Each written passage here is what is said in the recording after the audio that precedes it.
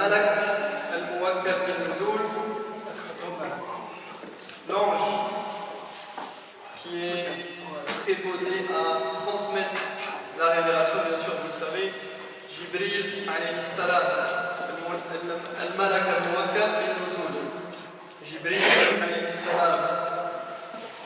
Jibril, l'ange Gabriel, c'est l'un des anges nobles rapprochés d'Allah et c'est celui qui est descendu avec le Coran depuis l'endroit où Allah l'a envoyé vers le prophète sallallahu alayhi wa sallam. Allah dit à propos du Coran: Wa innahu latanzilu rabbil alamin. Ce Coran, c'est le Seigneur de l'univers qui l'a révélé. Nazala bihi ar-ruhu al-amin. Et l'esprit fidèle, ar-ruh al-amin, l'esprit fidèle, c'est-à-dire Jibril, est descendu avec ce Coran ala qalbika litakuna min al-munzirin bilisanin arabiyyin mubin. Ce Coran est descendu donc sur ton cœur, il a été révélé à ton cœur et à Muhammad pour que tu sois du nombre des avertisseurs en une langue arabe très claire. Donc Jibril alayhi salam ici il est appelé Ar-Ruh al-Amin, l'esprit fidèle. Et Jibril alayhi salam a de très grandes qualités et de très grands mérites qui sont cités dans le Coran et dans la sunna du prophète sallallahu alayhi wa sallam.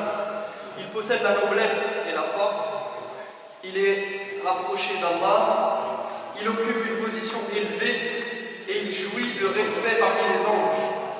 Il est digne de confiance, amin, il est bon, tayyib, walahu, at-tahara, il est pur.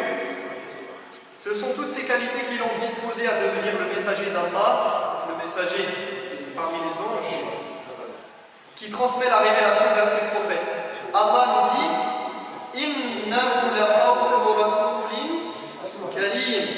Ceci, le Coran, est la parole d'un noble messager. Et comment il le décrit, ce noble messager? Donc il dit: Innahu laqawlu rasulin karim ذي قوة عند ذي العرش مكين. Doué d'une grande force et ayant un rang élevé auprès du maître du trône. Muta'in thamma amin. Il est obéi, muta' thamma, là-haut, c'est-à-dire auprès des anges, et thamma, donc il est muta' thamma, là-haut, amin, digne de confiance. Donc Allah nous le décrit encore une fois comme digne de confiance, comme doué d'une grande force et ayant un rang élevé auprès de lui.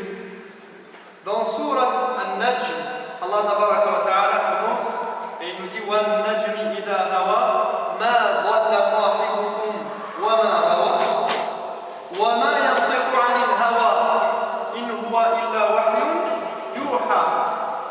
Au début de Surat An-Najm, l'étoile, Allah nous dit que le prophète sallallahu alayhi wa sallam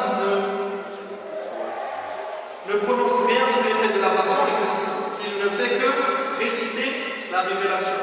Et juste après, il nous dit de cette révélation, de ce Coran: Allamahu shadidul quwa. Celui qui lui a enseigné cette révélation, qui lui a transmise, c'est l'ange Jibril. Et il nous dit shadidul quwa, à la force prodigieuse.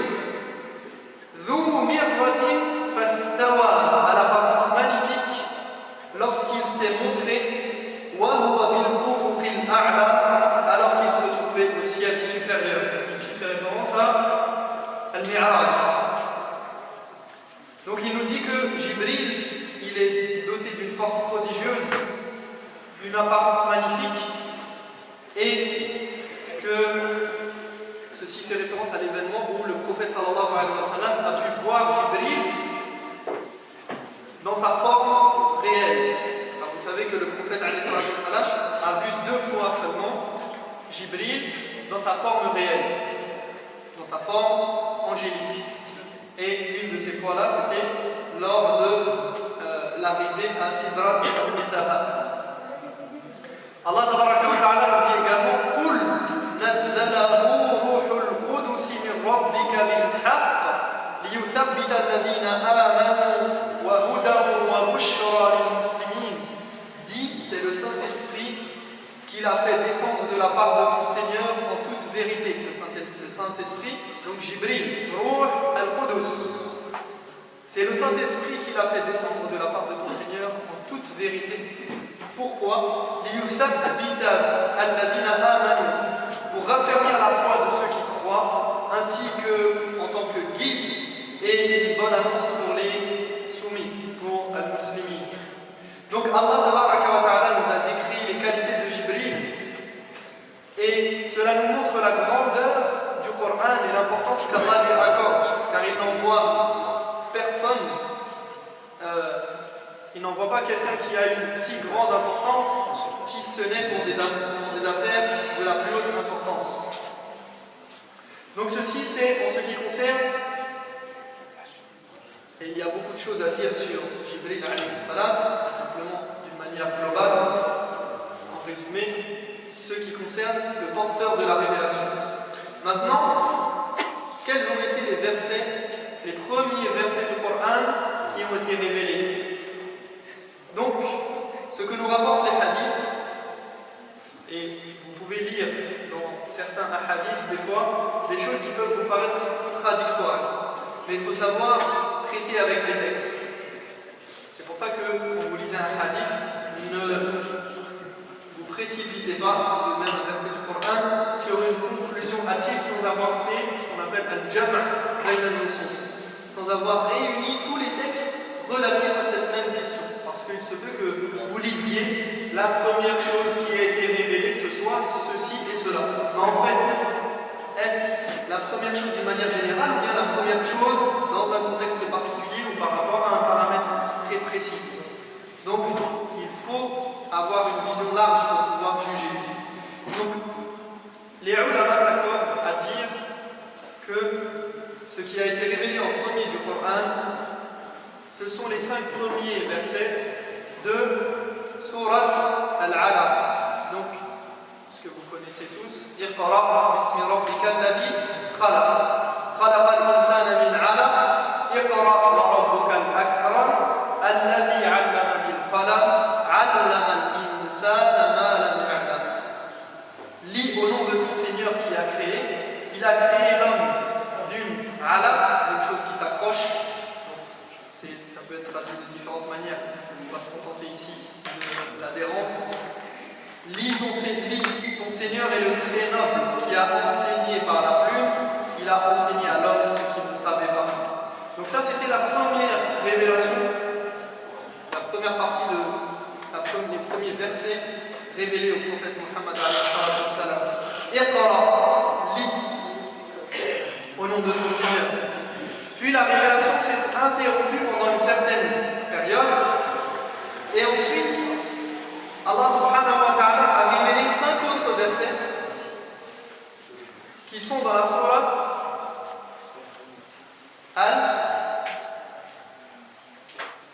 Ya ayyuha al-muddathir. Sourate al-muddathir. Ya ayyuha al-muddathir. Qum fa'anzir wa rabbaka fakabbir. Ô toi Mohammed revêtu d'un manteau, lève-toi et avertis, et de ton Seigneur célèbre la grandeur, et tes vêtements purifie-les, et de tout péché écarte-toi. On rapporte dans les 2 recueils, donc Sahih al-Bukhari et Muslim, que Aisha radiallahu anha a dit à propos du début de la révélation, jusqu'à ce que lui vint la vérité, alors qu'il était dans la grotte de Hira, l'ange vint à lui et lui dit. Donc, Aisha ici fait référence à la retraite spirituelle que le prophète alayhi salatu wassalam faisait dans la grotte de Hira qui se trouve à quelques kilomètres de la Mecque. Donc le prophète il avait au départ, il recevait la révélation par l'intermédiaire de rêves transmis par Allah tabaraka wa ta'ala. Et il a commencé à faire une retraite spirituelle de temps à autre où il faisait des actes d'adoration, il se coupait du monde et il restait dans Hira, dans la grotte de Hira. Donc elle nous dit, jusqu'à ce que lui vint la vérité, donc la parole d'Allah qui lui a été révélée, et que l'ange vint à lui et lui dit, l'événement que vous connaissez tous, donc où il lui dit, Iqra, lis, récite. Alors le prophète sallallahu alayhi wa sallam, qu'est-ce qu'il répondit? Ma ana biqari. Je ne suis pas de ceux qui lisent. Je ne sais pas lire. Et un élément à savoir qui peut être intéressant ici, c'est que dans le hadith, il est rapporté que à chaque fois, Jibril, alayhi salam, il venait entourer et prendre dans ses ailes le prophète Mohammed alayhi salam, et il le serrait fort, et après il le relâchait et il lui disait Iqra. Et le prophète alayhi salam à chaque fois répondait Ma ana biqari. Et les commentateurs disent, alors parfois vous allez trouver que dans les traductions on va vous dire à chaque fois c'est une répétition pour l'itaqid, pour renforcer le sens. Mais certains parmi les commentateurs des hadiths ont expliqué qu'il y avait en fait trois niveaux. Il y a premièrement an-nafi, ma ana biqari. Je ne sais pas lire. Je ne suis pas quelqu'un qui a la capacité de lire ou de réciter. Donc la première réaction du prophète alayhi salam, c'était an-nafi. Je ne suis pas un lecteur, je ne sais pas lire. Deuxièmement, ils disent al-imtina. C'est-à-dire que après que Jibril alayhi salam ait répété l'action, il l'ait encore enveloppé et lui ait dit lis, il a dit ma ana biqari, c'est-à-dire je ne lirai pas, je ne le ferai pas,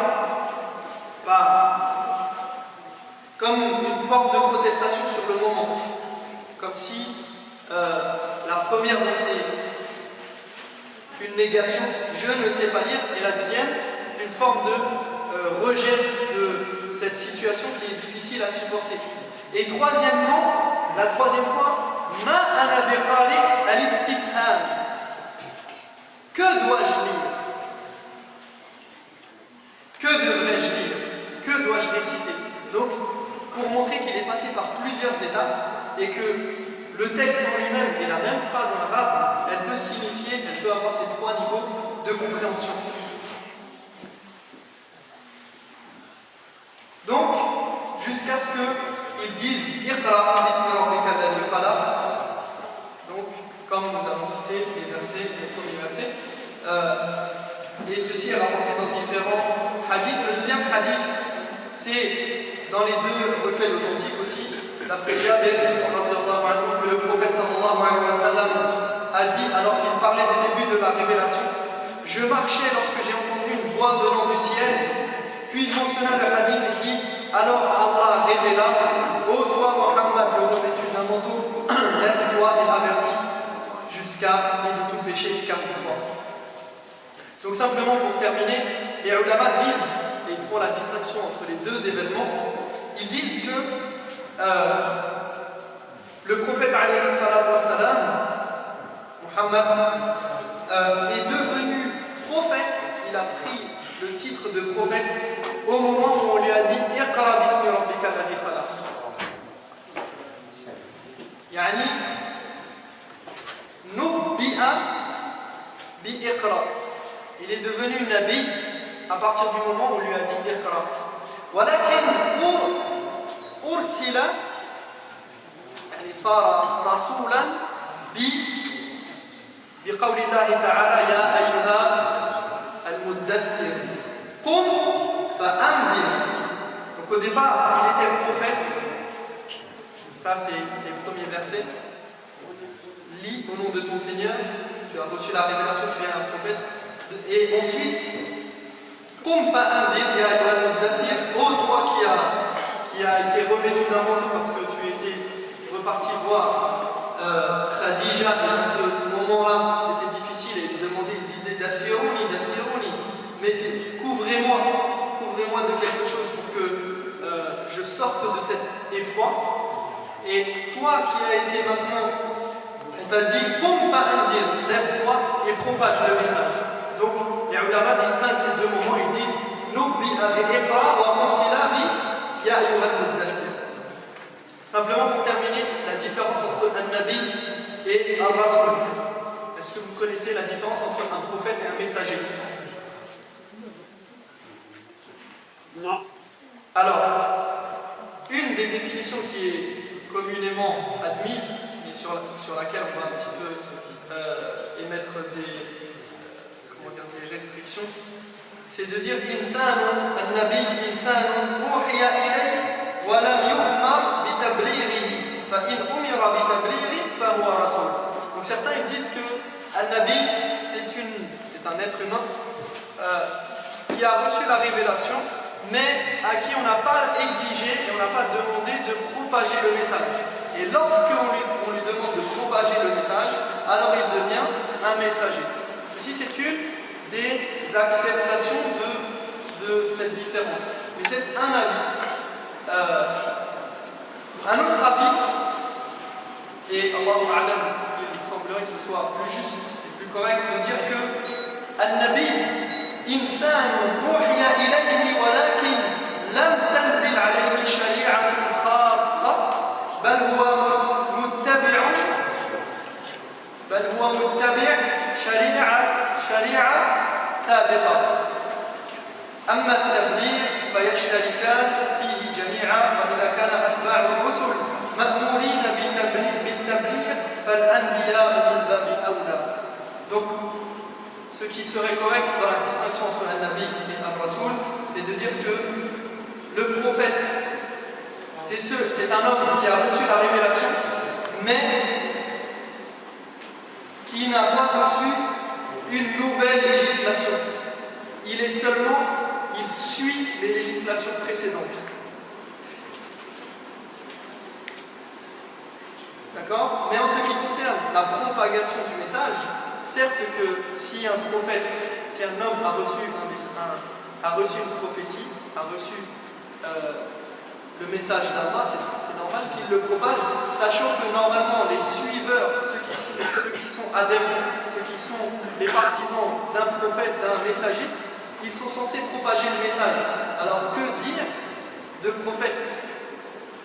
Donc la distinction, c'est simplement que ce n'est pas au niveau de la propagation ou non, mais plutôt au niveau d'avoir une nouvelle législation ou non.